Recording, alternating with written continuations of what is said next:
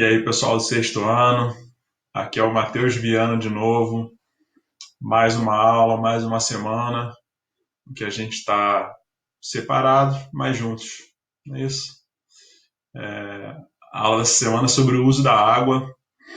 É um assunto bem ameno, um assunto bem tranquilo, que a gente vai falar algumas coisas aqui interessantes, mas nada muito complexo. Tá bom? Então, o uso da água, a gente vai ver 5 tipos de uso da água. Tá? A começar pelo consumo doméstico, que acho que é o mais tranquilo.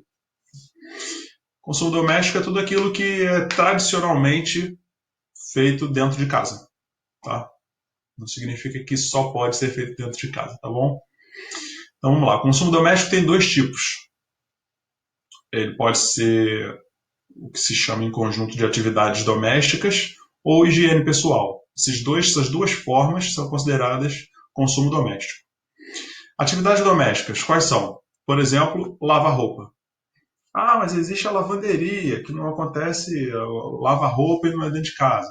Tudo bem, mas o conceito, o fenômeno, o processo de lavagem de roupa é considerado como uma atividade doméstica, logo o consumo da água ao lavar a roupa é classificado como consumo doméstico. Um outro exemplo, quando você lava a louça, você está usando a água e é por uma atividade doméstica, logo usar água para lavar a louça é classificado, é colocado dentro de consumo doméstico. Lavar o banheiro, pega a água para lavar o banheiro, está usando a água, e como uma atividade doméstica, é classificado como consumo doméstico. Higiene pessoal é o conjunto de procedimentos que você realiza para manter o seu corpo limpo, né? Então, quando você toma banho, por exemplo, está usando água, como é para a higiene pessoal, é classificado dentro de consumo doméstico. Quando você vai escovar os seus dentes, mesma coisa, você bota a água na boca lá, bota a pasta na escova, depois usa a escova para matar os micro-organismos dentro da sua boca. Então, escovar os dentes, como é higiene pessoal, e você usa água, está classificado dentro de consumo doméstico. E não se podia, em época de pandemia de coronavírus, falar de higiene pessoal e não falar de lavar as mãos, na verdade. Então, é muito importante que se lave as mãos nessa época para que se mate o vírus e não se coloque e aí evite colocar esse vírus para dentro do seu organismo ao tocar na boca, nos olhos, no nariz. Então, joga água e sabão na mão, obviamente, esfrega a palma da mão, que aproveita e faz um pouquinho mais de espuma, que é a parte da nossa mão que mais entra em contato com os objetos, né, que é a palma. E aí, obviamente, isso não é muito comum, ou não era até então, né, lavar aqui, ó, entre os dedos, ó. E aí, para isso, se faz esse movimento aqui, ó, esse aqui, tá? Só que quando você faz esse movimento, repara que os dedões ficam soltos aqui, ó. Então é importante você lavar os dedões também. Aí você esfrega assim, ó, com água e sabão.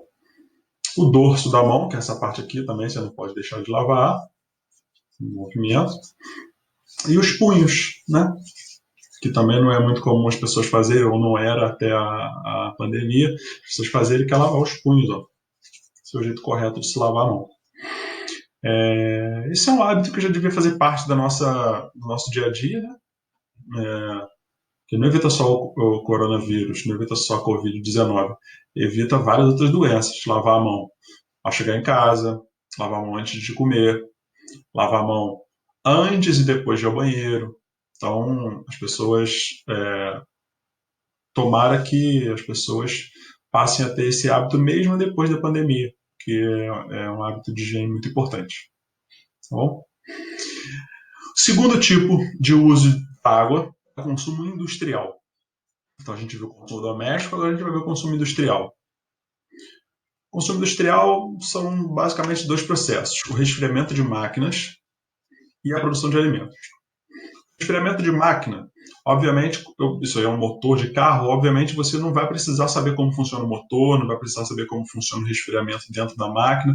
Eu só trouxe esse exemplo aí para te mostrar como a água é usada para resfriar um motor, tá? Para resfriar uma máquina. Só isso.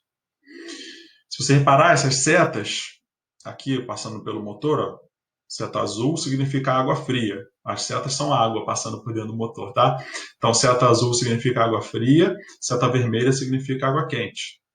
A seta laranja é água um pouquinho menos quente, a seta roxa é água um pouquinho menos fria, e a amarela seria alguma coisa entre quente e frio, tá? Então, o que acontece? Quando o motor funciona, ele aquece.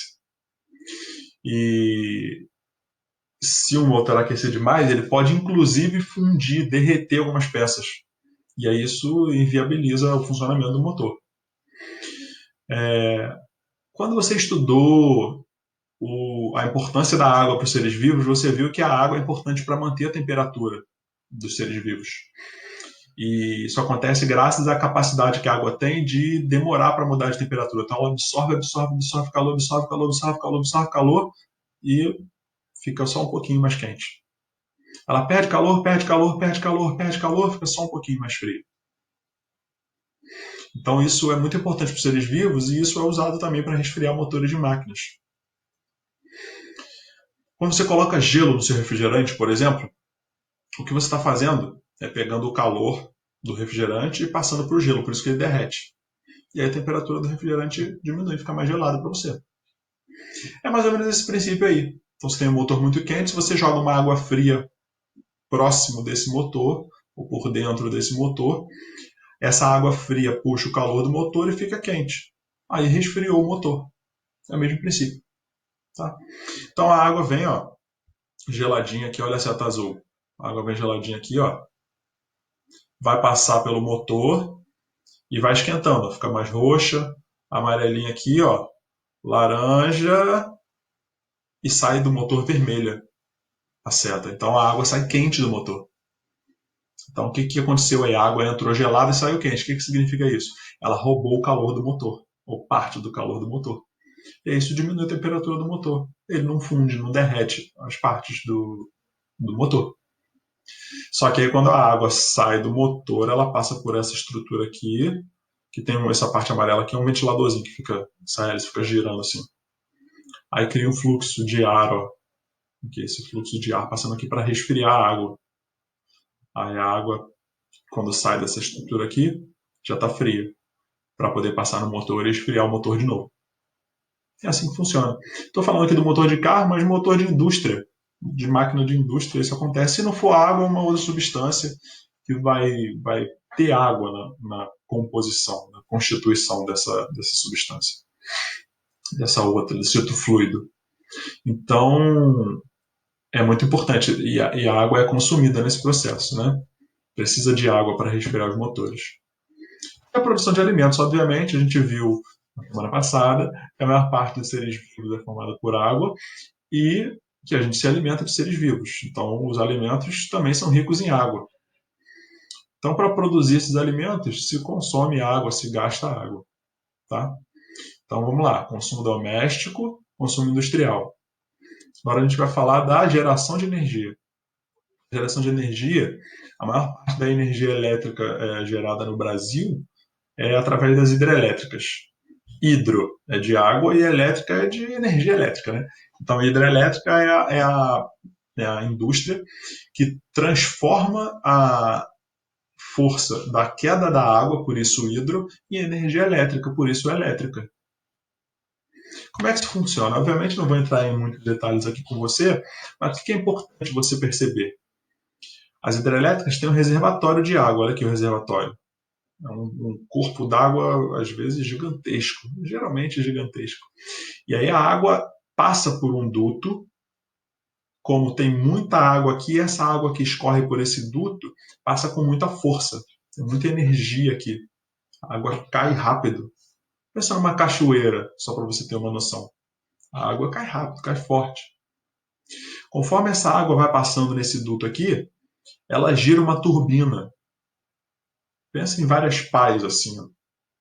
Tem umas pás assim, a água passa por aqui, ó, e gira assim, ó, essa turbina. Visualizou? Aí vai vindo, ó, vai girando, vai girando, ó.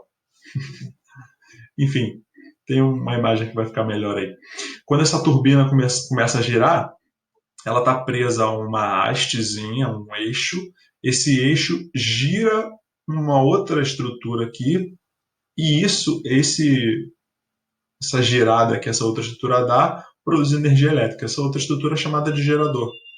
Então você tem uma turbina girando ligada a um eixo que gira aqui para o gerador gerar energia e mandar para a nossa casa, para as indústrias, para as empresas. Como é que funciona mais ou menos? Isso aqui, esquece esses nomes, tá? Não se preocupa com isso aqui não. Só para você entender como isso acontece. A água passa aqui, ó, gira umas pás, como se fosse uma hélice mesmo. Gira, quando a água passa aqui, gira.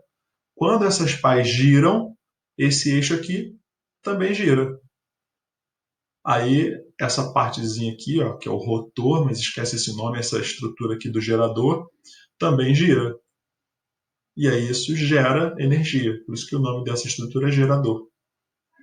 Então, a queda d'água, a força da queda d'água gira uma turbina que faz o gerador girar e gera a energia elétrica. Então, você transforma a energia, a força da queda d'água, em energia elétrica. Então, consumo doméstico, consumo industrial e geração de energia. São os 3 usos que a gente viu até agora. O quarto uso da água que a gente vai falar é irrigação agrícola. O que é irrigação agrícola? É levar a água até as plantações. Se você tem planta em casa, falando de plantação não, se tem planta em casa e você rega a sua planta de vez em quando, você está irrigando a planta. Só que a gente não usa esse termo, a gente fala regar. Ah, já regou as plantas hoje? Já jogou água nelas? Quando você tem uma plantação, você não chama isso de regar, você chama isso de irrigar. É levar água até essas plantações, porque essas plantas não morram. Existem vários tipos de irrigação. Esse aí é só um dos exemplos. Para quem gosta de futebol já deve ter visto acidentalmente, às vezes acontece, sai uma estruturazinha do gramado assim e começa a jogar água. Vai girando assim, jogando água. Aí para o jogo, dá um trabalhinho.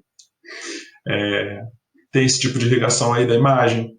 Tem uma irrigação que é uma mangueira que passa do lado das plantas e só é furadinha, a água vai saindo dessas mangueiras, se espalha na plantação.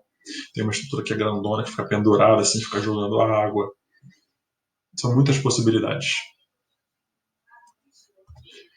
E a gente terminar, a gente vai falar da prática de esportes. Então a gente viu consumo doméstico, consumo industrial, geração de energia elétrica, irrigação agrícola e agora a prática de esportes. Prática de esportes é ainda mais amena de falar sobre esse assunto. Você pode ver, por exemplo, o iatismo, que até ganhou medalha de ouro nas Olimpíadas do Rio, que é um barco bem pequenininho, a vela, e aí as pessoas vão mexendo essa vela para aproveitar mais o vento para se deslocar e chegar antes dos outros, determinado percurso. O remo, o atleta fica num caiaque e, através do uso do remo, ele se impulsiona na água e tenta chegar antes do adversário. Natação, não preciso explicar muito, eu só achei bacana trazer essa imagem aí, porque há 2 semanas a gente falou de propriedades da água.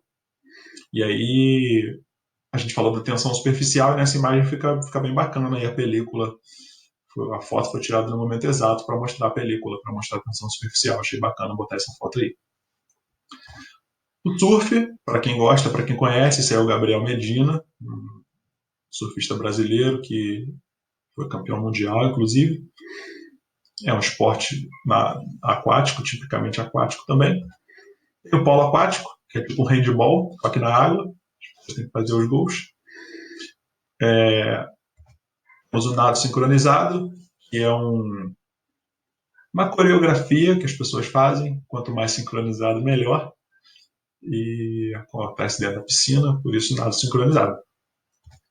O windsurf, quando a gente fala wind em inglês, você deve saber, que é vento, né? Então, windsurf é você usar